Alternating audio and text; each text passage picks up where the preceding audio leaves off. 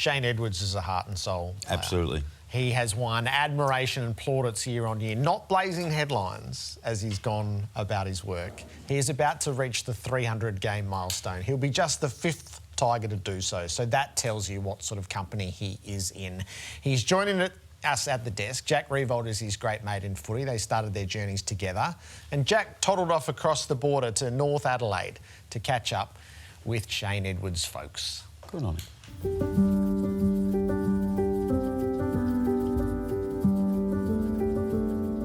Hello, Greg. How are you? Hello, Jack. How are you? Hello. Good. How you going, Jack? Good to see you, Tara. Home of the Roosters. Yes, yeah, Shane's former home. This is where it all started. Yep, no, it did. Now, one thing I'm really interested about is I can see all these plaques on the pickets here. Yep. What's that? That was done 5 or 6 years ago. The top plaques represent every player who's played one league game at the North Adelaide Football Club. At what point in the journey of a young man and of Shane's life did you start to think that AFL might be a career or a job opportunity that actually he could pursue? It was funny you mentioned that because it wasn't until Tara and I were at Shane's first under-17s game for North Adelaide playing at Glenelg, and I'm watching him play, and Alan Stewart soldered up alongside me and said, "I like your lad." I said, "Oh, what do you mean?" And he said, "Well, you know, he looks a bit like Bambi. He's got knock knees and big elbows and he's skinny as all hell." He said, "Well, I reckon he can play." But I remember on the way home thinking, someone's actually looking at Shane like, you know, he was all of about 58 kilos then. And it sort of made it, and then it sort of went from there. Like all of a sudden we watched him play under 17s. He grew a fair bit because he was always a little kid. And all of a sudden, wow, you know, like he actually can play. We got a list up the other day. Someone posted something of the, might have been the Richmond website. It had all the Richmond 300 games, you know, and you're on there, and we thought, gee, Shane could be up there soon in that top lot.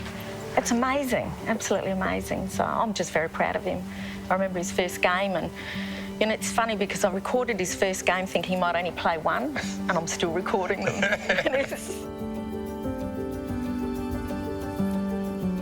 Mum's still recording every game, the 300th about to take place. Shane Edwards, congratulations, welcome to 360.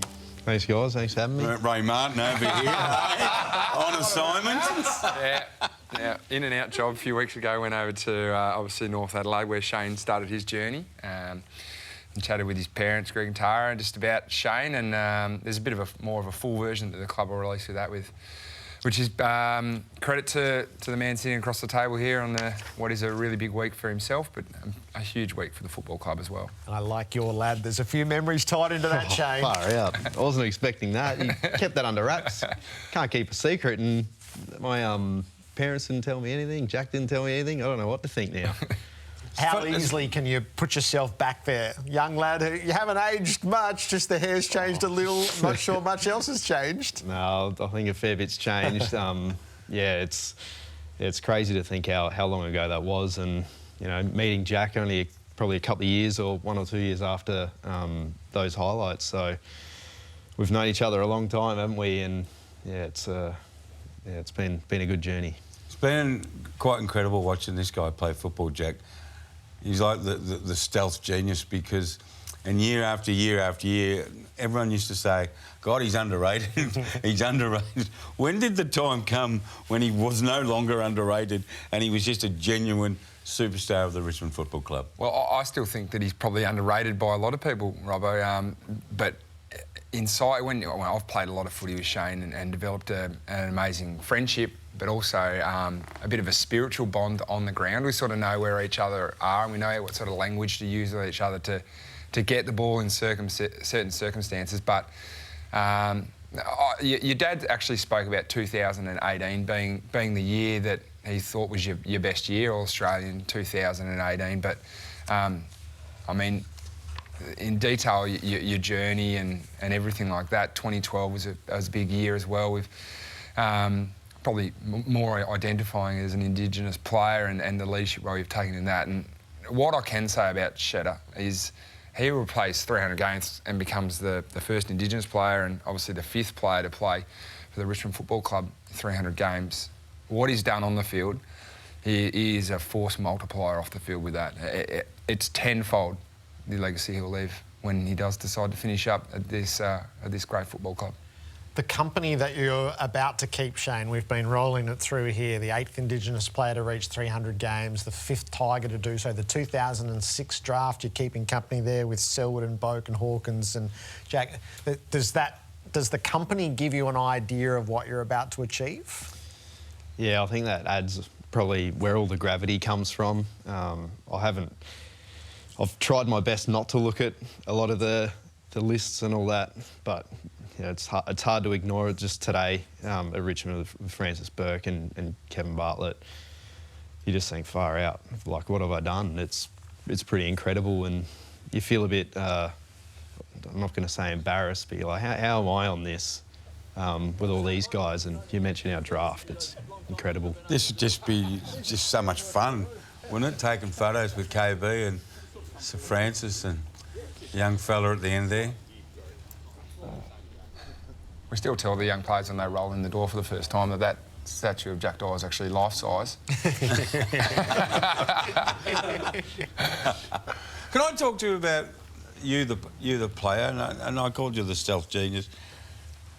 A lot of your great work was caught on replay. When everyone said, "Oh, did you see Shane Edwards do that?" When did you discover within yourself that you were an incredibly unselfish footballer, that you had this ability, Shane, to bring so many teammates into the one play with a handball or a tap on or a body movement? When did you discover that?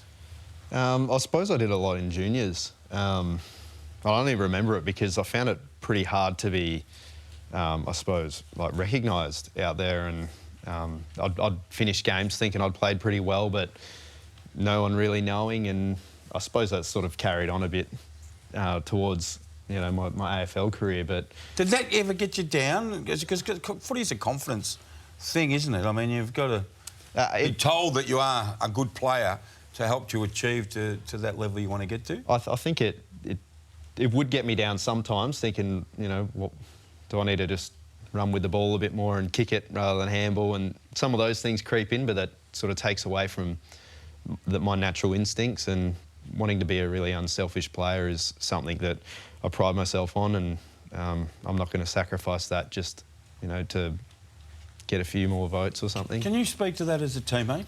Oh, look, I think this week it's probably amplified by the fact that Kane Lambert retires as well, and through the I suppose the halcyon days of Richmond 2017, 18, 19 and 20, though Shane and Kane had this amazing relationship to make each other better players. And I probably think early on in this year, not having Kane there sort of hurt you, because you had this special bond out on the ground where you played a very similar position, and two positions that were so connected to each other. They relied on each other so much. And whilst Lambo's only played 135 games, they were the two secret weapons we had in how we played off the ball. It's an incredible ability to look outside yourself to make others better. And it takes players sometimes, or probably in my case, it took me 180 games to 150 games to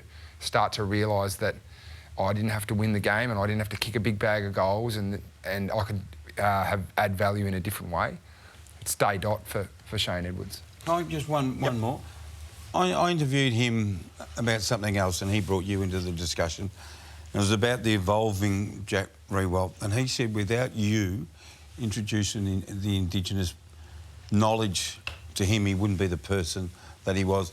How important, as well as being a great footballer, Shane, has it been for you as an Indigenous man to, it's not to educate, but to help others evolve at the Richmond Football Club? Well, I think what has happened over the journey is I've also been learning. So me and Jack being so close, I think Jack's come along for the ride. And like one thing, every club has strong Indigenous players. Again, I don't know because I've only been at Richmond, but I know that one thing we do have is a really strong non-Indigenous person that's really well educated, and he's the loudest voice at the club.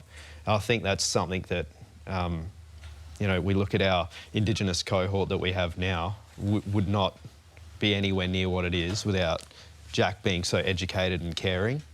And that's something that's helped me throughout my whole career away from the club, just becoming who I am. And something that, you know, Jack is, it's almost like a non-official leadership role with the brothers. It's like an incredible thing, and something that I hope someone grabs one day when you're not there is something huge.